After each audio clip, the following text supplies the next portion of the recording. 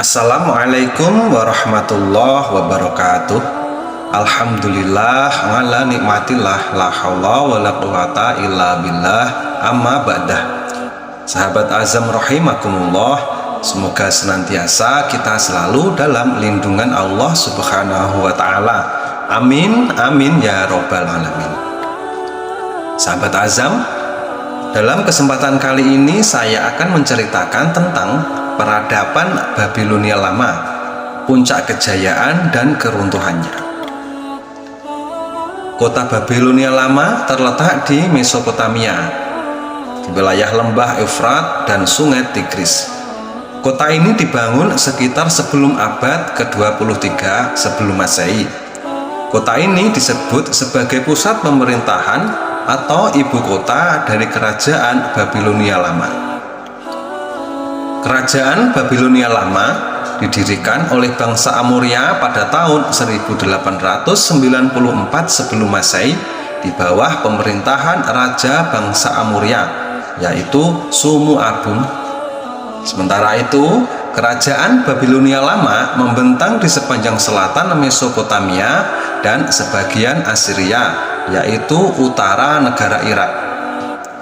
Sejarah Babilonia lama banyak tercatat pada masa Raja Hammurabi pada tahun 1792 sampai 1750 sebelum Masehi.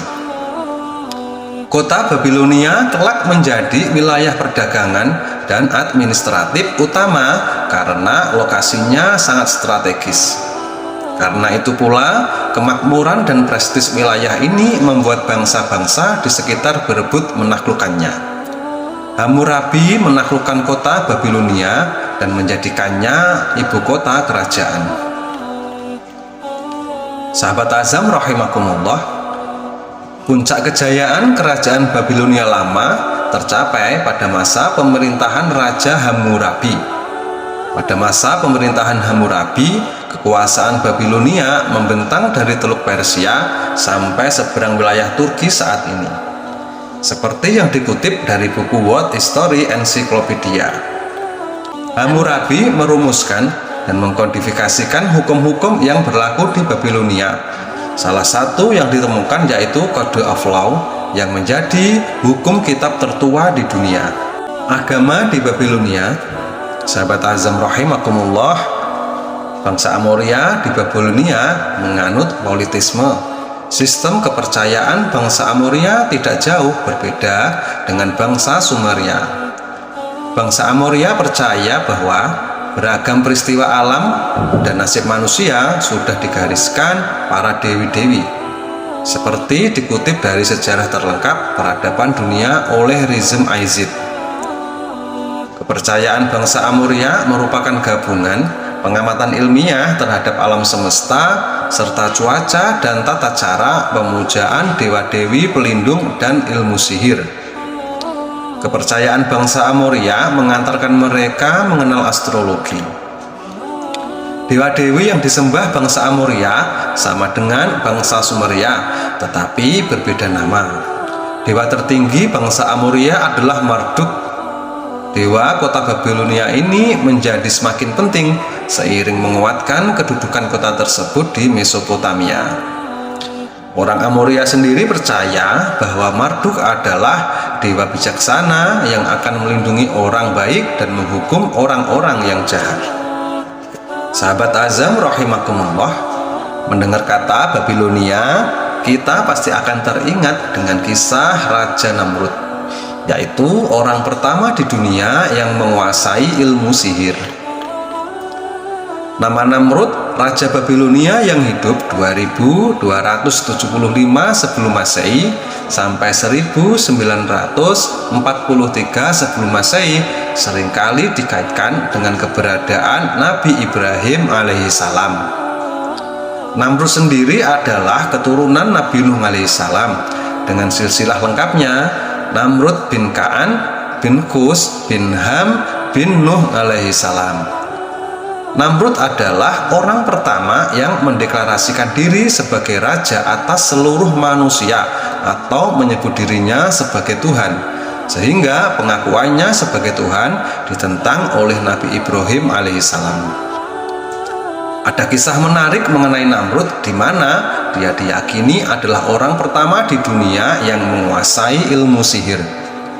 Walaupun ada kisah mengenai Harut dan Marut, dua malaikat yang turun ke bumi dan mengajarkan ilmu sihir bagi warga Babilonia di zaman Raja Nebukadnezar.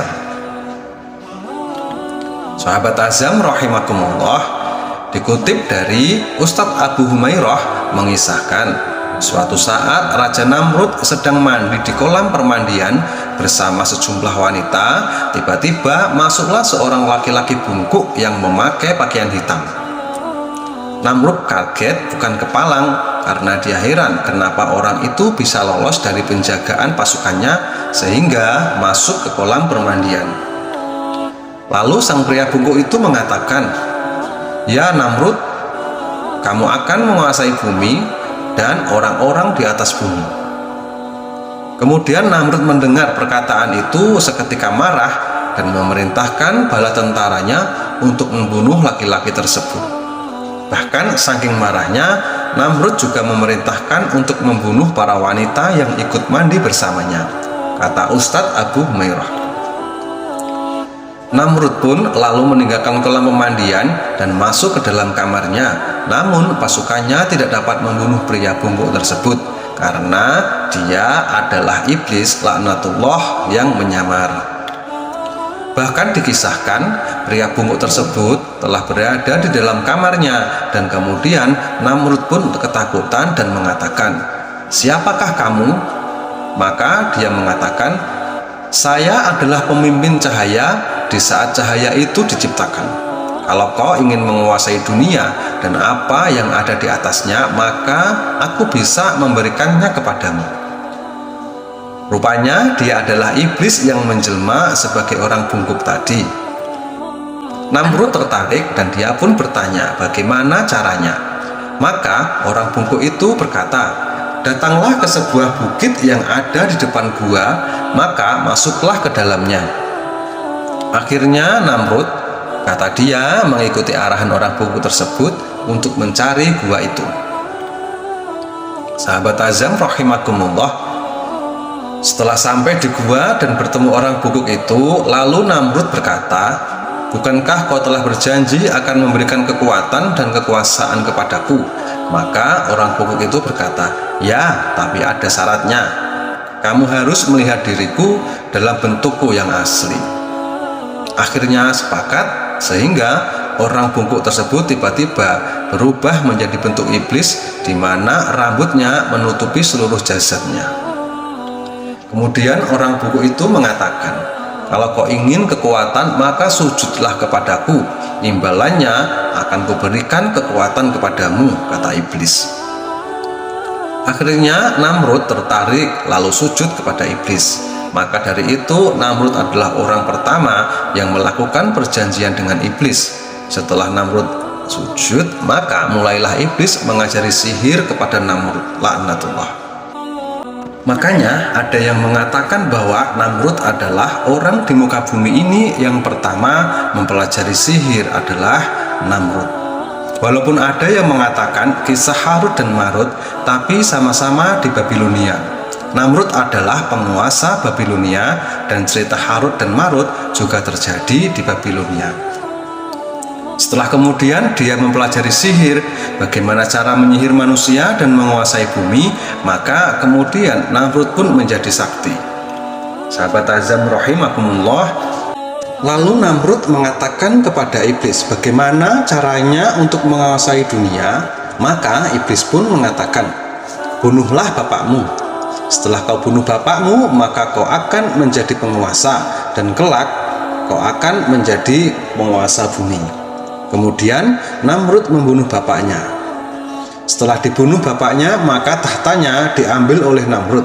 Maka mulailah dia menguasai Babilonia dengan kebengisan, kesombongan dan ilmu sihirnya, sehingga orang-orang takut kepada dia, dan Namrud mulai menyerang negara-negara sekitar dan meluaskan kekuasaan kerajaannya di muka bumi.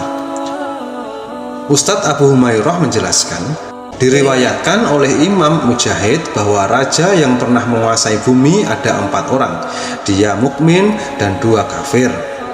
Adapun yang mukmin yaitu Nabi Sulaiman alaihissalam, Nabi Iskandar Zulkarnain, sedangkan yang kafir adalah Namrud dan Bukhtun Nasr, penguasa yang menghancurkan Baitul Maqdis dan Haikal Sulaiman. Namun, Ustadz Humairah mengatakan kisah Israiliyah ini jangan dijadikan rujukan karena kita punya rujukan Al-Quran dan Sunnah Nabi Muhammad Shallallahu Alaihi Wasallam. Wallahu a'lam bishawab. Sahabat Azam rahimakumullah, demikian kisah yang dapat saya sampaikan. Semoga kisah ini bermanfaat untuk kita semua. Amin amin ya rabbal alamin. Sekian dari saya, wallahul muafiq ila aqwamit thoriq. Wassalamualaikum warahmatullahi wabarakatuh.